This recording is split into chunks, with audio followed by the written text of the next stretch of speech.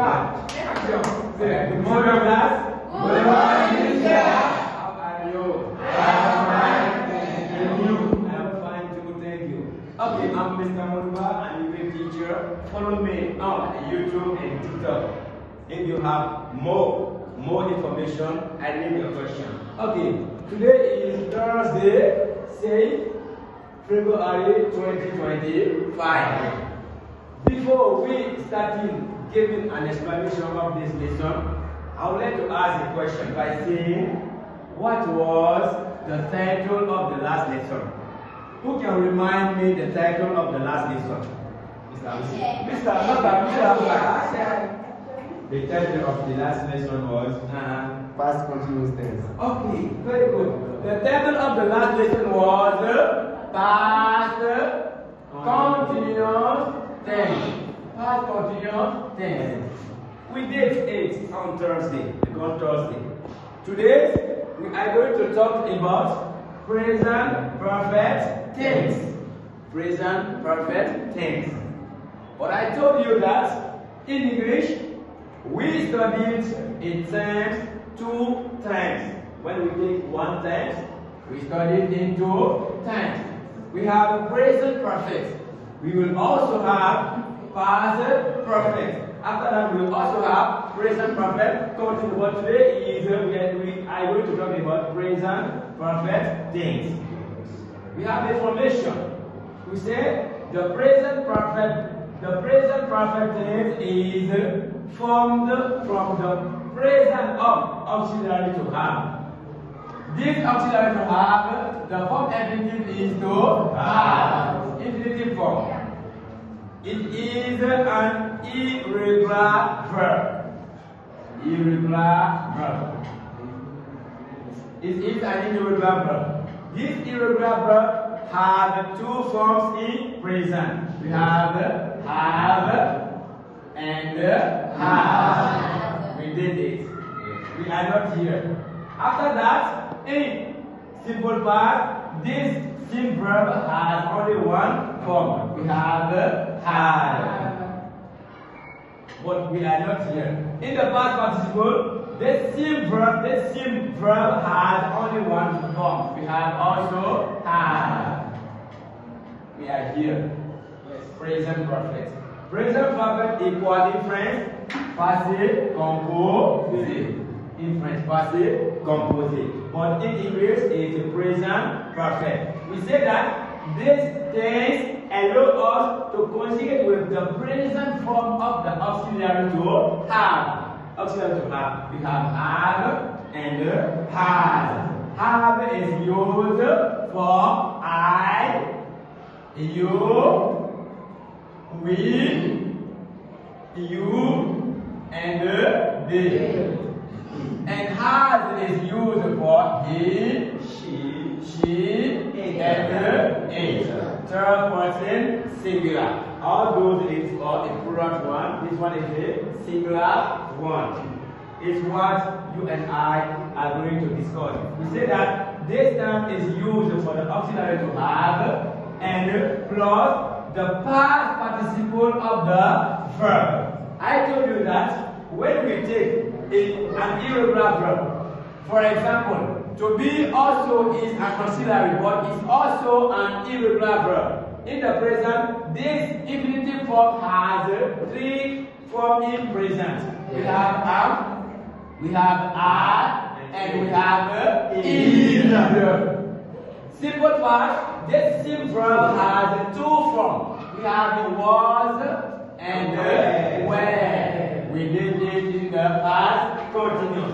In the past participle third form, this same verb has only 1 form. We have been.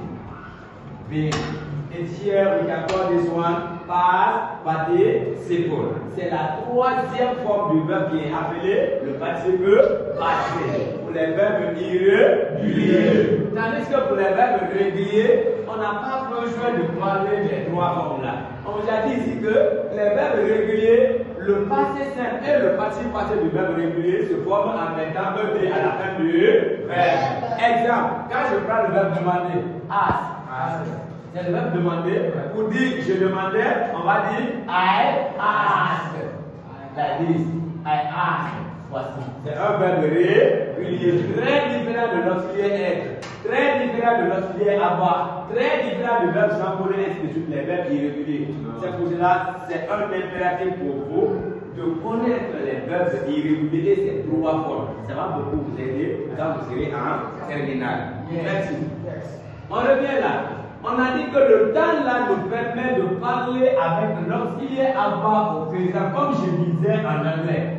Auxiliary to have in present form. Have là est utilisé pour les pronoms là où il y a I, là où il y a you, là où il y a we, you et they, on dit have.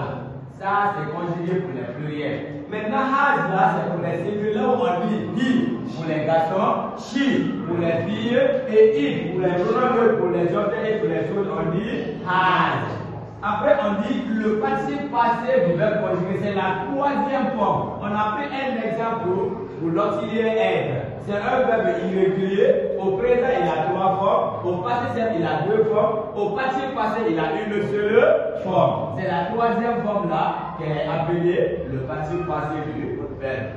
Ça part avec le participe passé du verbe. Le temps là, c'est le passé composé. En anglais, on appelle ça present perfect. C'est ça. Voici maintenant ici, user. Comment on utilise, comment le temps là nous aide à exprimer.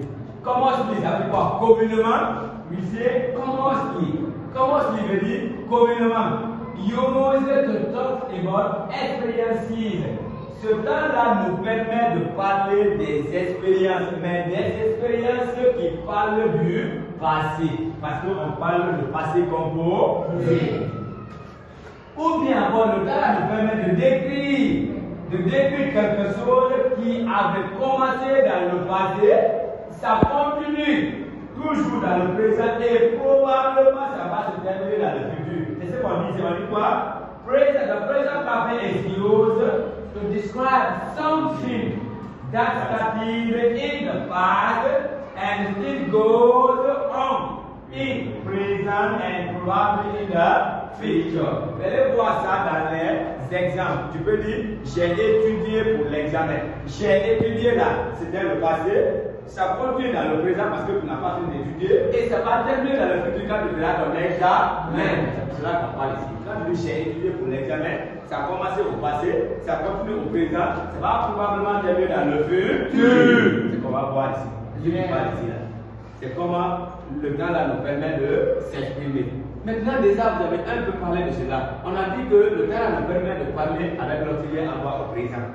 Plus le participe passé du verbe conjugué et un complément. Voici la structure. Comment on peut construire une phrase avec le temps appelé present perfect. En français, c'est le passé composé.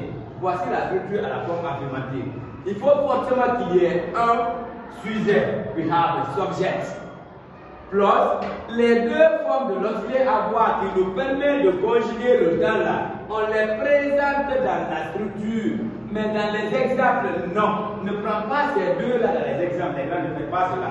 Mais dans les structures, nous vous signalons que ce sont ces deux formes de l'auxiliaire avoir au présent là que vous devez utiliser. Have qui est conjugué avec les pronoms personnels cités là. Et had qui est conjugué avec les pronoms personnels à la troisième personne du singulier. Faites le choix selon la phrase laquelle donc vous voulez construire. Faites le choix. Plus le participe passé, la troisième forme. On a pris l'exemple sur l'auxiliaire être.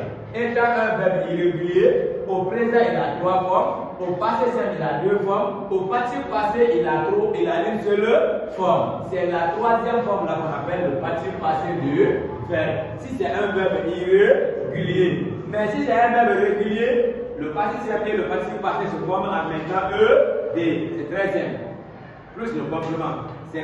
C'est la structure là que vous devez maîtriser, que vous devez suivre si vous voulez écrire des phrases avec le temps qui est appelé present perfect. En français, passé composé. Exemple, selon les structures que vous voyez, selon la structure écrite au tableau, nous allons remplacer les lettres par leur valeur. Le sujet est là. I, première personne du singulier. On a fait le choix parce qu'on a dit quoi? Que have là est utilisé avec I. première personne du singulier, avec you, deuxième personne du singulier, avec we, première personne du pluriel, avec you, deuxième personne du pluriel, et avec they, troisième personne du pluriel. On a pris I ici, c'est pour ça qu'on a pris have, première personne du singulier.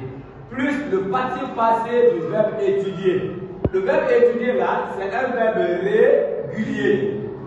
Mais le verbe régulier là, à la forme infinitive, ça se termine en Y. On a dit ça, n'est-ce pas? Consonne plus Y. Sa forme infinitive, on dit to study. Il y a consonne plus Y. Et la règle nous avait dit que les verbes réguliers à leur forme infinitive se terminent par une consonne plus Y. On change le Y en I avant de mettre ED au passé simple ou bien ED au participe passé. On a changé ça. On a changé le Y là en I et on a mis ED pour dire que j'ai étudié. On dit ici j'ai étudié.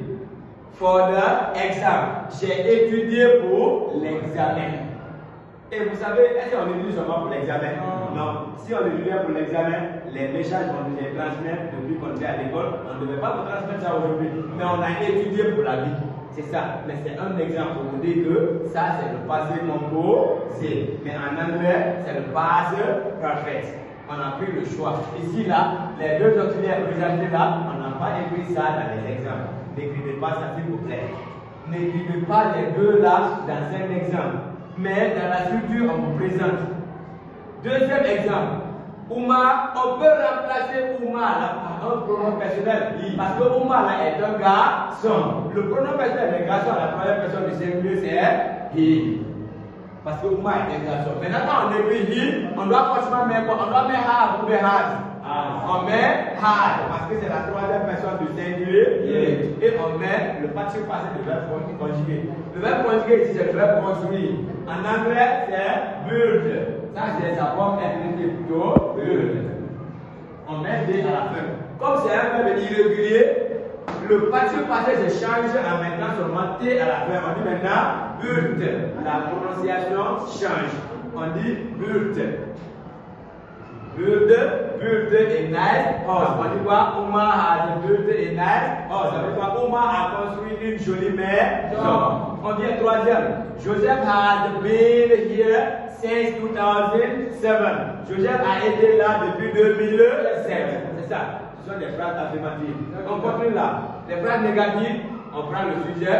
L'auxiliaire avoir est là, les deux formes. On met la négation, le participe passé de verbe conjugué et le complément. On revient un peu là. Je vous ai dit, si l'auxiliaire avoir là, pas est dans une phrase comme le vrai verbe sans un autre verbe dans la phrase, mettez-vous en idée que c'est le présent simple. Mais ici, là, ce n'est pas le présent simple. On met la négation devant l'auxiliaire. Parce que derrière la négation, là, il y a un autre verbe qui est conjugué à un autre temps, qui est appelé le participe passé.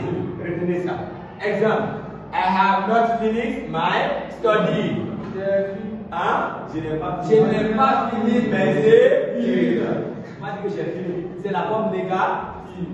Très bien. Je n'ai pas fini mes études. Deuxième, she had not found a job yet. Elle n'a pas eu ou bien elle n'a pas trouvé un travail encore. Le verbe trouver est là. Sa forme infinitive va dire to find. C'est un impératif pour vous de chercher les verbes irréguliers, s'il vous plaît. Voici found, et ici là c'est found. Son participe passé.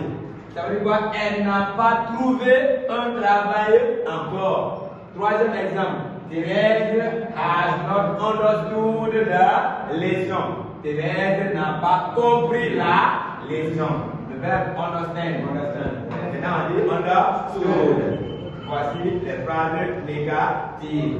À la fin des phrases interrogatives, vous savez toujours qu'on commence par l'auxiliaire. Les deux formes sont là, mais c'est dans la structure.